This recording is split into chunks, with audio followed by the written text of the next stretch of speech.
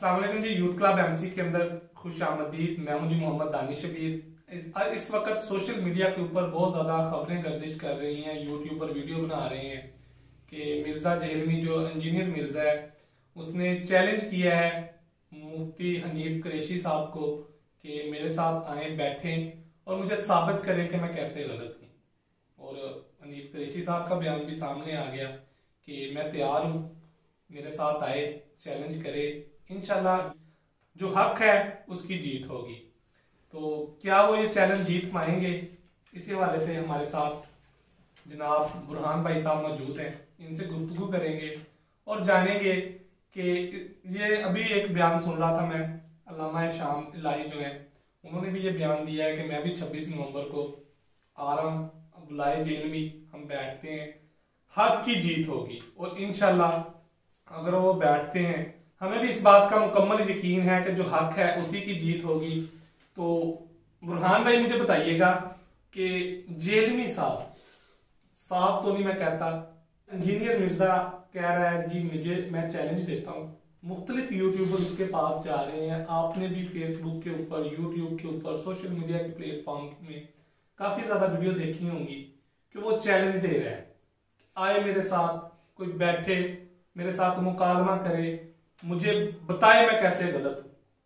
ठीक है, हमारी नौजवान नस्ल बहुत गुमराह हो रही है, उल्टी तरफ चल रही है, पता नहीं क्या क्या वो कह रहा है। अल्लामा हिशाम लाई साहब ने भी आज ही बयान दिया है कि मैं भी जाऊंगा, मैं भी बैठूंगा। क्या देखते हैं किसकी जीत होगी?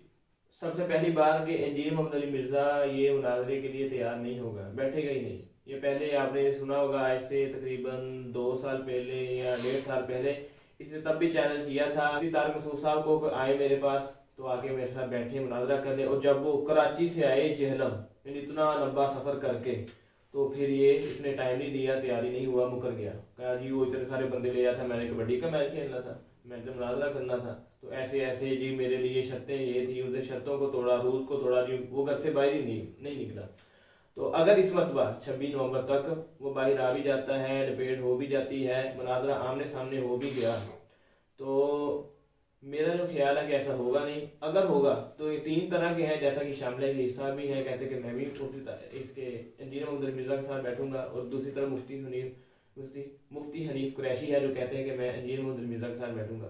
अब एक तरफ मुकाबला करें इंजीनियर मोहम्मद मिर्जा का मुफ्ती हनीफ कुरैशी के साथ, तो इसमें मेरे ख्याल से इंजीनियर मोहम्मद मिर्जा जीतेगा, क्योंकि उसने करना है अकीदे के बारे। सबसे पहले वो आएगा अकीदे के मसाइल पे, तो अकीदे के मसाइल में मुफ्ती हनीफ कुरैशी के ये वो बरेलवी नज़र है, अहमद रजा खां बरेलवी का फार्वर है, तो उनके अकीदे के मामला बहुत ज़्यादा ख़राब है। जैसे कि आप जानते हैं पीरी मुरीदी है, फैज़ लेना है, खबरों को सजदे करना, चादरें चढ़ाना, तो ये इस मसले में तो इंजीनियर मोहम्मद मिर्जा ठीक है, वो सब चीज़ों को गलत कहता है। अगर हो गया तो इंजीनियर मोहम्मद मिर्जा लामहला तौर पर जीतेगा। दूसरा, अगर आ जाए अल्लामा शाम इलाही ज़हीर का हो मुनाजरा इंजीनियर मोहम्मद अली मिर्जा के साथ, तो वो अकीदे के बारे में इनको फंसा नहीं सकता, ये अकीदे के बारे में उनको फंसा सकते हैं, क्योंकि इंजीनियर मोहम्मद मिर्जा के अकीदे के भी कई मसाइल हैं, उनके अंदर वो डंडी मारता है, उसके अंदर गुमराह है, जैसा कि वो अकायद के अतबार से वो जहमिया है। इसी तरीके से दिफाई सहाबा के हवाले से जब बात आएगी तो यहाँ भी आकर इंजीनियर मोहम्मद मिर्जा फंस जाएगा। यानी अल्लामा शाम इलाही ज़हीर साहब हाफिज़हुल्लाह ताला वो दिफाई सहाबा करेंगे, सहाबा का दिफा करेंगे कुरान मजीद के आयात के साथ, रसूलुल्लाह सल्लल्लाहु अलैहि वसल्लम की हदीस के साथ, और वो अपनी यवनियाँ मारते हुए सहाबा किराम के खिलाफ बोलेगा, तो वो इस बातों के अंदर फंस जाएगा। तो मेरा ख्याल है कि जब हिशाम इलाही ज़हीर साहब का यानी मुनाजरा जो है, उनकी डिबेट जो है वो इसके साथ होगी, तो उसके अंदर जीत जो है वो इंशाल्लाह इसकी होगी। क्योंकि आप करते हैं कि वो नौजवानों पे इसका जो है वो बड़ा गलत असर पड़ रहा है, तो बिल्कुल ऐसे ही है, यानी नौजवानों पर जो इसके इफेक्ट हैं ये बहुत बुरे हैं। जब ये इंजीनियर मोहम्मद मिर्जा इसका फितना जब ये खड़ा हुआ था, तो ये यही कहता था कि मैं जी फिरका वारियत खत्म करने आया हूँ, सबको एक मुसलमान बनाने आया हूँ। लेकिन जब से ये आया है फिरका वारियत बढ़ी है, जब से ये आया है गुमराही बढ़ी है, जब से ये आया है नौजवान नस्ल और ज्यादा यानी मुंतशिर हुई है। अब क्या करें भाई, कौन सा दीन ले, हमें तो पता ही नहीं लगता कि सही क्या है गलत क्या है। तो नौजवानों को मैं यही रिकमेंड करूंगा कि वो उन उलमा को सुने, उन उलमा को फॉलो करें जो कुरान और हदीस को सहाबा के मनहज पे बयान करते हैं। अब सहाबा का जो मसला है ये इख्तिलाफी तो है ही नहीं, कोई मुसलमान नहीं कह सकता कि सहाबा का मसला भी इख्तिलाफी है, कि सहाबा को काफिर कहा जा सकता है, सहाबा को बुरा कहा जा सकता है, नहीं कहा जा सकता, तो ये कोई भी नहीं कहता। तो इस मामले में अगर ये कहता तो 100% गलत है। तो यानी नौजवान नस्ल को चाहिए कि उन उलमा को सुने जो कुरान और हदीस को, ये कहता ये भी है कि मैं कुरान और हदीस को बयान करता हूँ, लेकिन कुरान और हदीस को बयान करता है अपना माना लेते हुए, अपना मफहूम बयान करते हुए।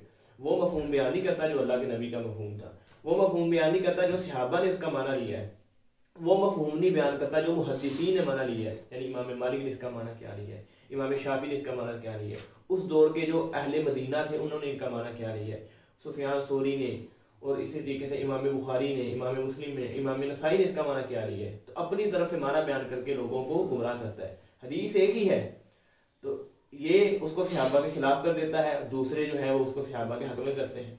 तो माना वो वाला लेना है जो यानी सहाबा ने लिया है, जो मुहद्दिसीन ने लिया है, जो मुफस्सिरीन ने लिया है। तो नौजवानों को चाहिए कुरान और सुन्नत को पढ़ें, कुरान और सुन्नत को समझें, उन उसातिज़ा के साथ, उन उसातिज़ा के पास, उन उस्तादों के पास, उन उलमा को सुने, उन दाई और मुबल्लिगीन को सुने जो कुरान और हदीस को बयान करते हैं सहाबा के फाहम के साथ। 1450 साल पीछे जाके अल्लाह के नबी का जो फाहम है उस फाहम को बयान करने वाले जो हैं, 1450 साल पीछे जाके सहाबा ने जिस फाहम के साथ उन चीज़ों को समझा है वो चीज़ें खुद समझ के आगे बयान करते हैं।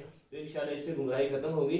तो ये जो ऐसे गुमराह हैं, इस यानी इससे पहले इसाक जालवी था, बहुत ज़्यादा मशहूर था ये, जिसको कहता है कि मेरा उस्ताद यही है।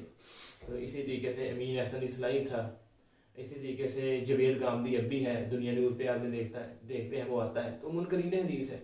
तो इस तरह के जो गुमराह है तो ये फिर इंशाल्लाह खत्म हो जाएंगे। लेकिन जब हमारा मयार ये होगा जी इसके फॉलोवर मिलियन के अंदर है, ये हक पे होगा। जवेद गामदी के ये फॉलोवर्स जो है, सब्सक्राइबर है, वो मिलियन के अंदर है, तो लिहाजा ये हक पर है। तो ये कोई भी हक पे होने की दलील नहीं है।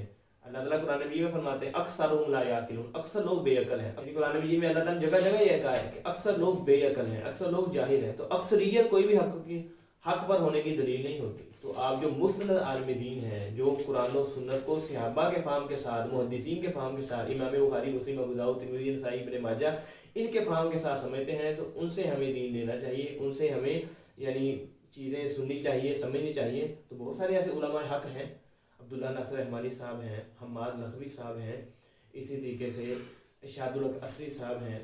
आप कोई भी मसला आप इनसे पूछें।